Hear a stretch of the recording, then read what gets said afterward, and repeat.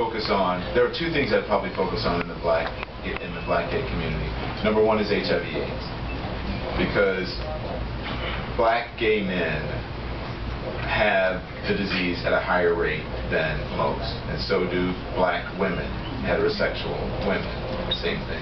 It's no longer really a gay disease, but black gay men, for some reasons I should say, aren't really getting the message when it comes to that. Still living on the down low, still pretending that, you know, they're not gay. When the CDC has to create a whole other category because of down low men, then somebody's not getting the message. And so, but here's the interesting thing. If I bring that up, then people are going to say, you are throwing black people under the bus. You are throwing black gay men under the bus by bringing awareness to it. And I'm not. I'm trying to shed light on it to liberate people, but they fight you. So people do that. The same thing when I talked about homophobia in the black community.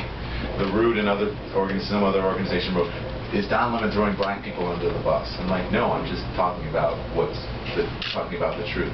So that would be number one. I would do that. When the CDC has to create a whole category that's called men who have sex with men, because people on the down low don't want to admit that they're gay and they like to have sex with men. I mean, you know what I'm saying? To me, that's called being gay. Am I wrong? So I would do that, and I would also do something probably on discrimination, and not just discrimination by the larger community, by whites in the gay community, because I've heard people, I don't date black men, I don't date Asian men. I'm like, what? It's just a preference. I'm like, no, a preference is liking a certain feature. When you rule out a whole class, when you rule out a whole race of people, that's racist, right? So for me to say, I don't like Asian men, I don't date Asian men, that's racist, because I don't know every Asian man.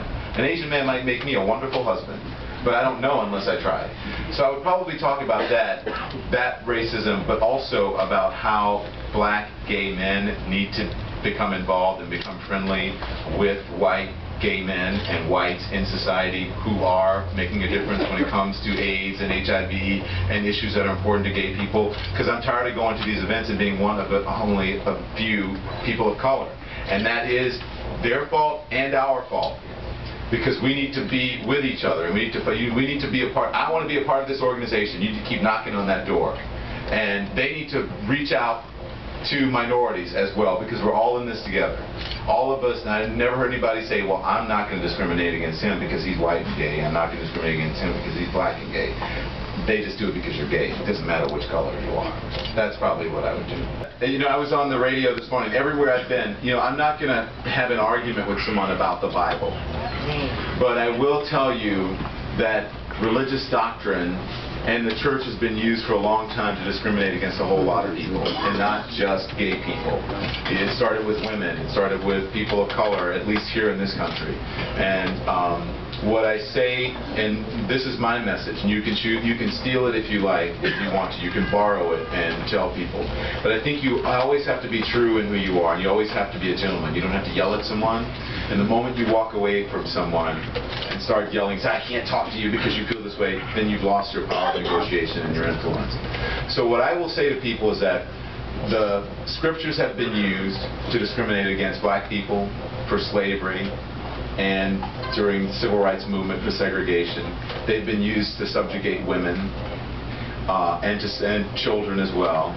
And so I think that we, especially in America, have collectively agreed and come to a place where it's not okay to discriminate against women, to discriminate against African Americans or Hispanics or any minority. And so I think now we are at a point where we've evolved, and we should collectively agree that it's not okay to discriminate against gay people.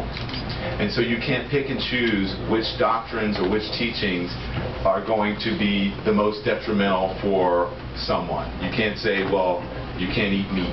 Well, that's all right. You can't say that you can't have gluttony. Well, that's okay. You can't say, well, you can't wear this clothing. That's an abomination. That's okay. So when it comes to teachings about gay people, you say, well, yeah, it's okay. You can't pick and choose that. So I think you have to be on point and know your history if you're going to talk about that, and know that the same things that are used to discriminate against a certain group of people are used to discriminate against gay people, and we are just picking and choosing which ones we want to use to discriminate against a certain group, and it's not okay. But I also think, and I know this, that your power is in your dollar. And so if you choose to support a place like this bookstore, right, instead of going to a place where that may not have a good record when it comes to diversity and hiring people, gay people, people of color, or whomever, women, you can choose to support organizations that help people who are gay. You can choose to put your influence behind those companies and behind those organizations, and you have to be able, I gave you that number jokingly, but I'm serious, you have to be able to call, write, email those places and say, hey, this is not right, we're not going to stand for discrimination.